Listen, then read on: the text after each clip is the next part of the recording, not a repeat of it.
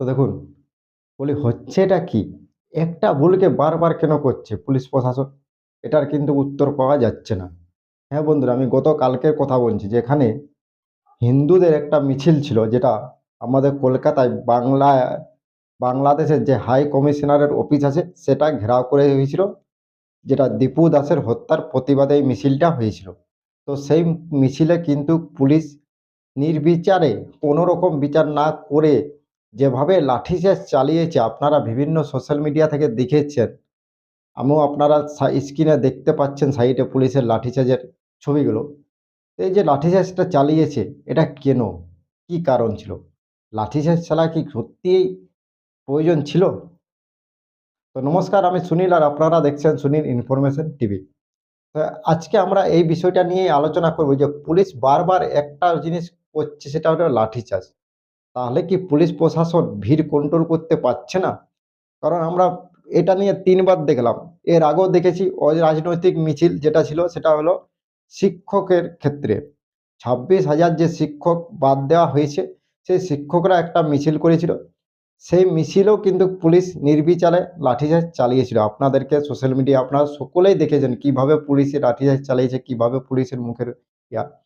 তো এগুলো বারবার হচ্ছে। তারপরে আরেকটা ঘটনা আপনাদেরকে আমি বলে দিচ্ছি, সেটা হলো আরজি করের নিয়ে যেটা নবান্ন অভিযান হয়েছিল, সেটা বিজেপির তরফ থেকে ছিল না, কিন্তু তবু বিজেপির নেতারা ওই অভিযানে যোগদান করেছে। সেই নবান্ন অভিযানটা করেছিলেন নির্ভয়া আরজি করে যে নির্যাতিতা হয়েছিলেন, বা আরজি করে যাকে খুন করা হয়েছিল, তার মা বাবারা ডাকে ওই অভিযানটা হয়েছিল।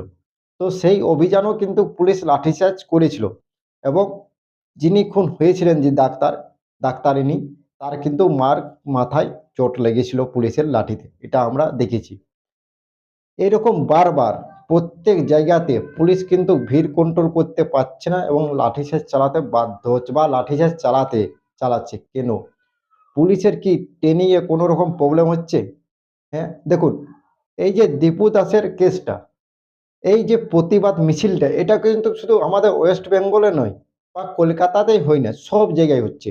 বোম্বাই, দিল্লি, আমেরিকা, বাংলাদেশেও তো হচ্ছে, এটা স্বাভাবিক। সব জায়গায় হচ্ছে, কারণ এটা একটা সত্যিই তো, এটা এত বড় নৃশংসতা, হত্যাকাণ্ড, যেটা মানুষ মেনে নিতে পারছে না। বিশেষ করে হিন্দু সমাজ একটা তো একদমই মেনে নিতে পারছে না। বাংলাদেশে যেভাবে হিন্দুদের উপর আক্রমণ করা হচ্ছে, গতকালকেও হিন্দুদের কিছু ঘরবাড়ি জ্বালিয়ে দেওয়া হয়েছে। তো এগুলো মেনে নিতে পারছে না, কারণ আমরা যেহেতু আমরা বাংলাদেশের, আর আমাদের ভাষা এক। আর কিছুদিন আগে ওরা বাংলাদেশ চলে গেছিল হিন্দুরা, কিন্তু তারাও সনাতনী। এই দিক থেকেই মানুষের একটা ইয়া আছে, আবেগ আছে, যে হ্যাঁ, সেখানকার হিন্দুদের উপরে এই অত্যাচার কেন করা হচ্ছে। সত্যি এটা নিয়ে মানুষ প্রতিবাদ যে করছে, এটা তো প্রতিবাদ করার অধিকার। আমাদের দেশের তো সংবিধানে দিয়েছে যে প্রতিবাদ করার অধিকার সকলেরই আছে, তবে সেটা কোনো সরকারি জিনিস ক্ষতি না করে, বা ইয়া না করে। তো বাংলাদেশে হাই কমিশনের যে অফিস, সেখানে তো সেরকম কিছু ক্ষতি হয়নি। তাহলে সেখানে পুলিশ লাঠিচার্জ চালালো কি জন্য, কার অর্ডারে? এগুলা কিন্তু কিছু প্রশ্ন উঠছে বারবার। পুলিশ ভিড় কন্ট্রোল করতে পারছে না কেন? প্রশ্নটাই। কারণ সেখানে যে মিটিংটা বা মিছিলটা ছিল, সেটা ছিল কিন্তু কোনো রাজনৈতিক দলের ছিল না। টিচারদেরও যে মিছিলটা ছিল, সেখানেও কোনো রাজনৈতিক দলের ছিল না। সম্পূর্ণ এটা অরাজনৈতিক। হ্যাঁ, হতে পারে তারা কোনো রাজনৈতিক দলের থাকতেই পারে। জিনিসটা রাজনীতি করার সবারই অধিকার আছে নিজস্ব দল চয়েস করার। তা বলে মিছিলটা তো রাজনীতি ছিল না। তো এই যে এগুলো ঘুরে। আর যাদের উপর লাঠিচার্জটা পুলিশ করেছে, তারা সবাই ভারতীয়। এটা তো মানতে হবে। আর পুলিশগুলোও ভারতীয়। মানে নিজেদের উপরে নিজেরা লাঠিচার্জ করছে। কারণ ওরাও ভারতীয়, আমরাও ভারতীয়। এটা তো মানতে হবে। রাজনীতি সবাই যে যা পাচ্ছে করতে পারে নিজের ইচ্ছামত। কিন্তু একটা তো আগে ভাবতে হবে যে হ্যাঁ, পুলিশ যাকে লাঠিচার্জ করছে সে তো একজন ভারতীয়। তাহলে এরকম কেন? সবার তো অধিকার আছে, নিজের প্রতিবাদ করার অধিকার সবার আছে। সেটা সংবিধানের মধ্যে। সংবিধানের আয়ত্তায় প্রতিবাদ করার অধিকার প্রত্যেকটা মানুষকে দিয়েছে। আপনি আপনার মতামত জানাতে পারেন। সংবিধান একটা নিয়ম দিয়েছে, কিছু ধারা আছে, সেগুলো সব কিছু মেনে আপনি আপনার মতামত যে কোনো সময় জানাতে পারেন। এই স্বাধীনতার অধিকারটা সবারই আছে।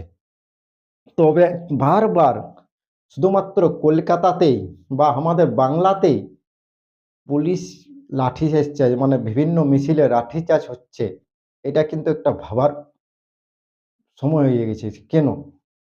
কারণ দিল্লিতে যে মিছিলটা হয়েছিল আপনারা যদি দেখেন দিল্লির যে বাংলাদেশের হাই কমিশনের অফিস ছিল, সেখানেও কিন্তু মিছিলটা অনেকটাই আক্রমণাত্মক ছিল। কিন্তু সেখানে পুলিশ কোনো রকম লাঠিচার্জ চালায়নি, কন্ট্রোল করেছে মিছিলটাকে। তো আমাদের বেঙ্গলে কেন হচ্ছে না এই কন্ট্রোলটা? এটাই এখন আমার বলার কারণ। বাংলাদেশেও আপনারা দেখুন মিছিল হচ্ছে, আন্দোলন হচ্ছে, প্রতিবাদ হচ্ছে, সেখানেও কোনো রকম লাঠিচার্জ চালানো হয়নি। শুধুমাত্র বেঙ্গলের ক্ষেত্রে এইগুলো হচ্ছে। এটা প্রশাসনের নিশ্চয়ই কিছু রকম খামতি আছে। প্রশাসন কোনো জায়গায় কিছু ভুল করছে বা প্রশাসন সেইভাবে ভিড় কন্ট্রোল করতে পারছে না। এটা প্রশাসনকেও ভাবতে হবে যে বারবার লাঠিচার্জ চালালে কিন্তু সমস্যার সমাধান হবে না।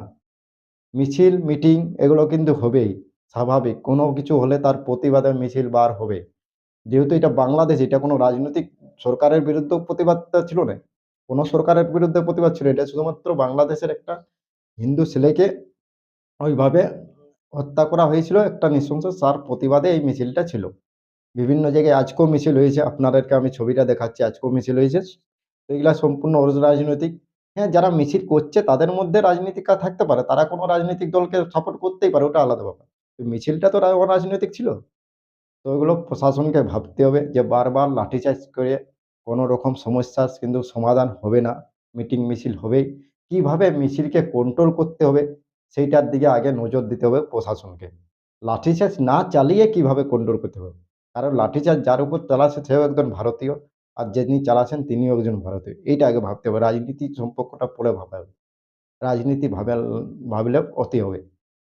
জিনিসটা ইন্ডিয়ান, প্রত্যেকজনের, সবাই ইন্ডিয়া, সবার নিজস্ব অধিকার আছে মতামত দেওয়ার। এটা ভাবে আর প্রশাসনকে এই ইহাটা নিতে হবে।